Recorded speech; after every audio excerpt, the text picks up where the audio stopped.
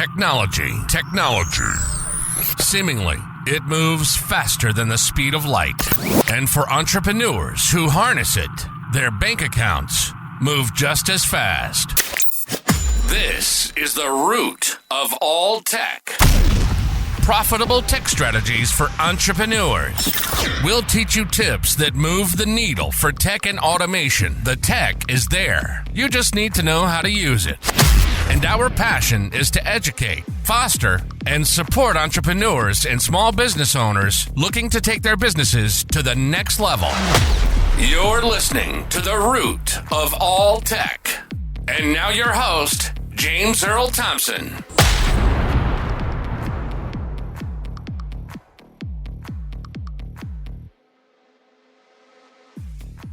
Thank you, Keith, for the great intro.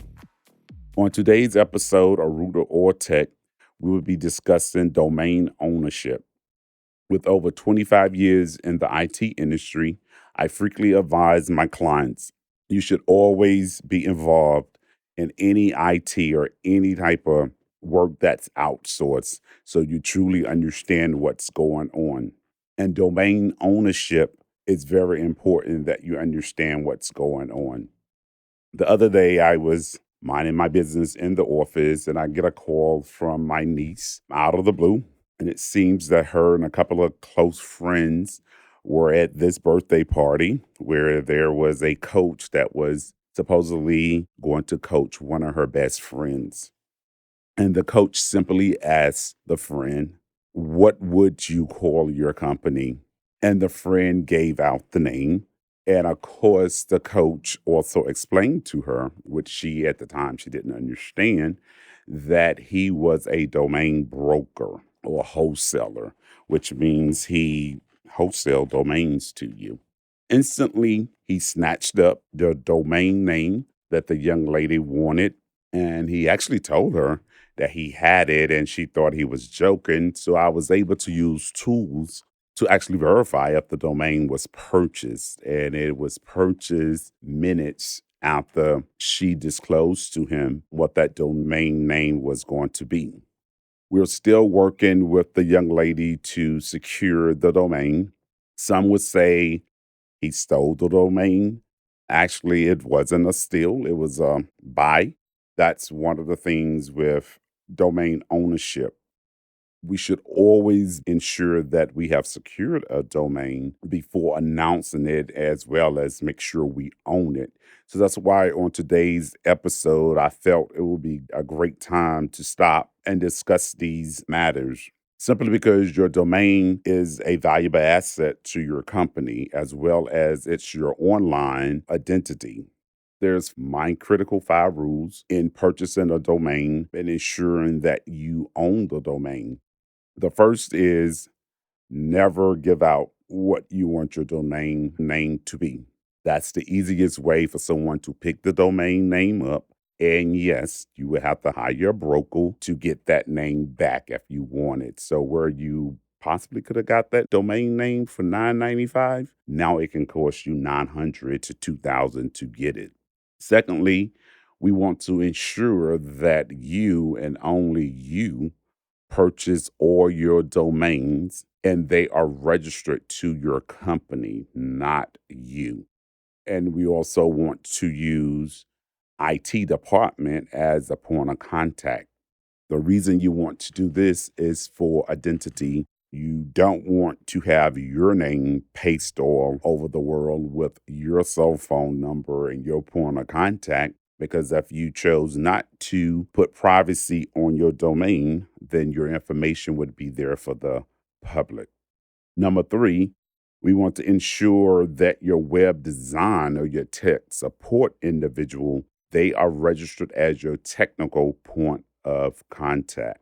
Even though they may tell you that they need to be the owner or the registrant on the domain, that's not so. You can always delegate or give access as long as their name is located on your domain as tech support. They can handle tech support issues. Rule number 4 is use a whois tool to verify that you actually own the domain. And if you have privacy when using that tool, you should not see any of your information. It should be a private email address they send to, almost like a resident agent. You own the company and they forward you important notifications around your web page and domain. Fifthly, we want to make sure we lock the domain from transfers. That's going to become very helpful because if you leave it unlocked, someone transfer it, as we spoke a few weeks ago, that would be sort of a hijack. And now if the transfer goes through, because information is not correct on the account, you will have to worry about spending. The last time that I assisted someone, it was in the thousands to get your domain back. Or type of documentations that you have to send to prove that that domain was actually yours. And its regular domains are regulated like anything else. And once you prove it, then they will transfer the domain back to you. Lastly, we want to make sure we create web developers accounts and do not give your web developer or anyone full access to your domain accounts or any of your accounts around your web design. You can always create users that have limited access. If any purchases or such needs to happen, you have the individual, the freelancer, the contractor to get in contact with you and you make those purchases. Simply because now you're in control of your domain and what's going on. Because as we spoke several episodes before, anything that happens on the behalf of that domain, you are responsible for it. So you don't want any cases coming up on you, nor do you want to get outrageous bills that has been charged on your credit card.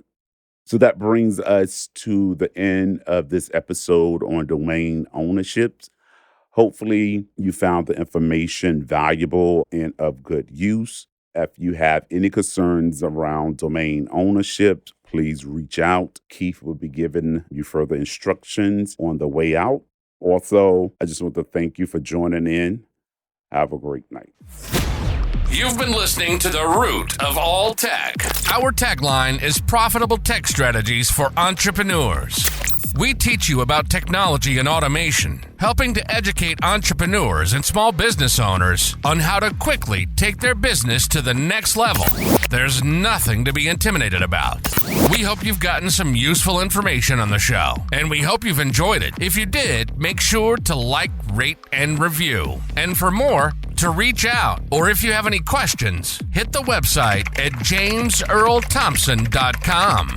See you next time on The Root of All Tech.